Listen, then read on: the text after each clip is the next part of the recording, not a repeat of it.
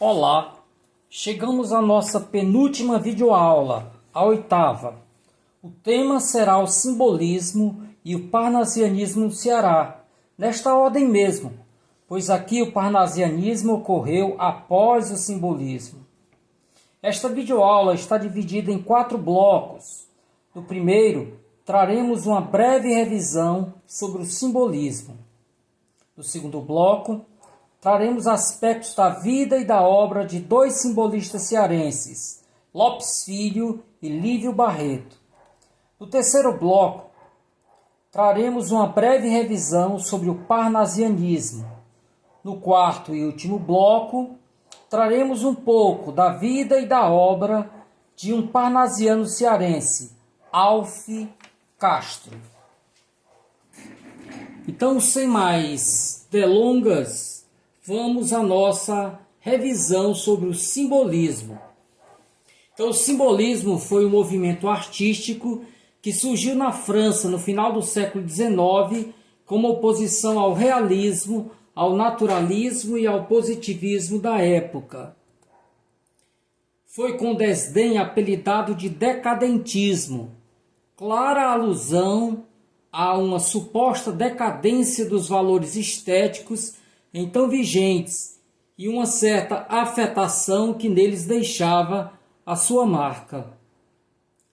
Em 1886, o manifesto trouxe a denominação que viria a marcar definitivamente os adeptos da corrente, simbolismo. Como escola literária, teve suas origens na obra As Flores do Mal, do poeta Charles Baudelaire. Também os trabalhos de Edgar Allan Poe foram de significativa influência, além de servirem como fontes de diversas figuras de linguagem e imagens. Em relação às características gerais, a primeira é o subjetivismo, ou seja, a visão objetiva da realidade não desperta mais interesse. O foco é o ponto de vista de um único indivíduo, a busca do mais profundo do eu, do inconsciente, do sonho. Musicalidade. A aproximação da poesia com a música, através do uso de recursos como a aliteração, assim chamada repetição sistemática de um mesmo fonema consonantal, e da consonância, que é a repetição de fonemas vocálicos.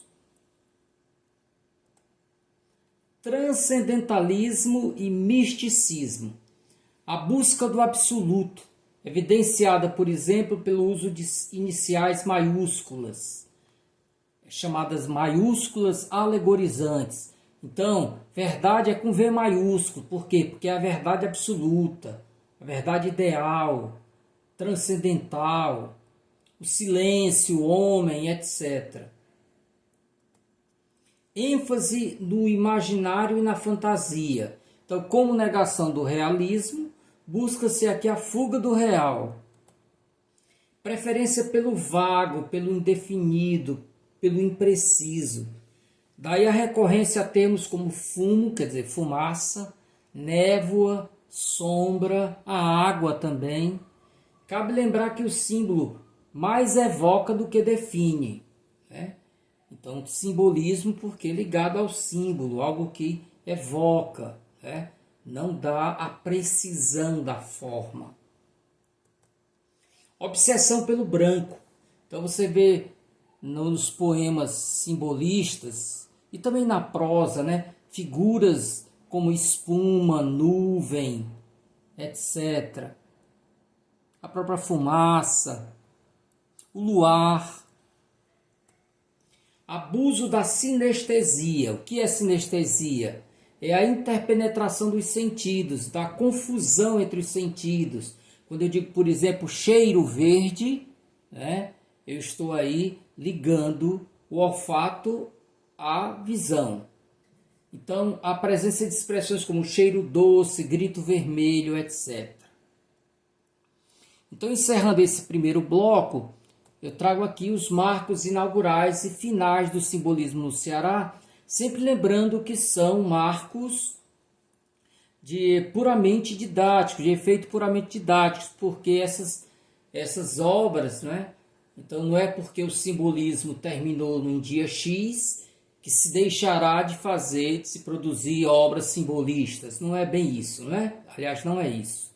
Então, o simbolismo no Ceará surge em 1893, com a publicação do livro Fantos de Lopes Filho, e se encerra em tese em 1903, data de publicação do poema Aranha, que é considerado o marco do parnasianismo no Ceará.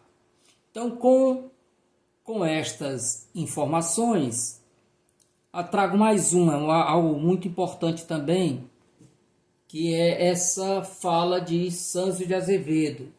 Segundo informação de Adolfo Caminha, o único volume do Só, do poeta português Antônio Nobre, que surgira em Fortaleza, era lido e relido pelos rapazes da padaria espiritual, andando de mão em mão, ao que acrescenta o autor da Normalista, Adolfo Caminha. O Só era a nossa Bíblia, o nosso encanto, o nosso livro amado. Deduz-se daí, imagem dos versos que iremos ter a oportunidade de ler, que o simbolismo aparecido do Ceará na década de 90 foi bebido diretamente de Portugal, sem influência, portanto, do grupo da Folha Popular do sul do país, onde pontificava Cruz de Souza. Interessante é que a maioria dos padeiros, Antônio Salles à frente, atacava violentamente os chamados decadentistas ou neferibatas. E, no entanto, o simbolismo surge lá na padaria espiritual. Claro, numa fase posterior, quando Antônio Salles já não estava mais participando do movimento. Então, com essa afirmação muito interessante do professor Sâncio de Azevedo, nós encerramos o primeiro bloco desta 8ª videoaula.